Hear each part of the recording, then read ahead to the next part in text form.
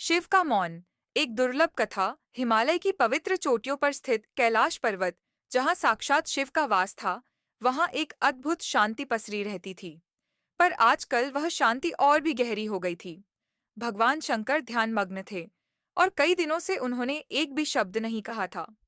देवी पार्वती आश्चर्य में थीं। एक दिन जब सूरज आकाश में केसरिया आभा बिखेर रहा था, देवी पार्वती उनके समीप आईं। धीरे से उन्होंने पूछा, प्रभु, आप साक्षात त्रिलोकेश्वर हैं, सृष्टि के कर्ता और संहारकर्ता हैं, पर इतने दिनों से आप मौन क्यों हैं? यह ध्यान किस लिए? महादेव ने अपनी चमकती हुई दिव्य आंखें खोलीं और मंद मुस्कान के साथ बोले, देवी, क्या तुम मेरे मौन का रहस्य जानना चाहती हो? पार्वती ने सहमति में सिर हिलाया। शिव का मौन और सृष्टि का रहस्य। महादेव ने अपने त्रिपुंड से थोड़ी भस्म ली और उसे वायु में बिखेर दिया। यह भस्म वही सत्य है जो अंत में शेष रहता है, परंतु देवी, सृष्टि को स्थिर रखने वाली शक्ति मौन में निहित होती है। देवी पार्वती आश्चर्य से उनकी ओर देखने लगीं। शिव ने आगे कहा, सृष्टि ध्वनि से उत्पन्न होती है, एयूएम की ध्वनि से, जो पूरे ब्रह्मांड में गूंजती है। लेकिन क्या तुम जानती हो कि यह ध्वनि कहाँ से आती है? मौन से। बिना मौन के एयूएम संभव नहीं, बिना मौन के सृष्टि संभव नहीं। पार्वती शिव की बातों को ध्यानपूर्वक सुन रही थीं। तो प्रभु, आपका यह ध्यान क्यों?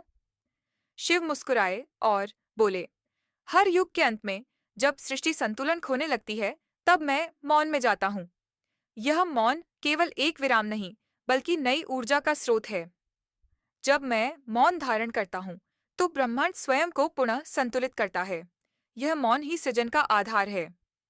देवी पार्वती की परीक्षा। पार्वती यह सुनकर अत्यंत प्रभावित हुईं। उन्होंने निर्णय लिया कि वह भी एक दिन का पूर्ण मौन रखेंगी, ताकि शिव की बातों को आत्मसात कर सकें। रात्रि के समय उन्होंने ध्यान मग्न होकर मौन धारण किया। धीरे धीरे उन्हें ऐसा अनुभव हुआ कि ब्रह्मांड उनसे बातें कर रहा है।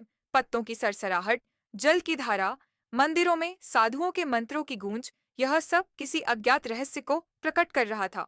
और तभी उस गहन शांति में उन्होंने एक अद्भुत अनुभूति की। महादेव उनके हृदय में स्वयं विद्यमान थे। शाश्वत सत्य का बोध। प्रातःकाल जब उन्होंने आंखें खोलीं, तो शिव उनके सामने खड़े मुस्कुरा रहे थे। अब तुम समझ गईं देवी, मौन रिक्तता नहीं, ईश्वर का संदेश है। देवी पार्वती को अब इस सत्य का बोध हो चुका था। ध्वनि और मौन एक दूसरे के पूरक हैं, जैसे शिव और शक्ति, जैसे सृष्टि और संहार। शिव मौन के प्रतीक हैं और शक्ति सृजन की। उस दिन के बाद देवी पार्वती को यह ज्ञान प्राप्त हुआ कि जीवन में मौन का भी उतना ही महत्व है जितना कि शब्दों का।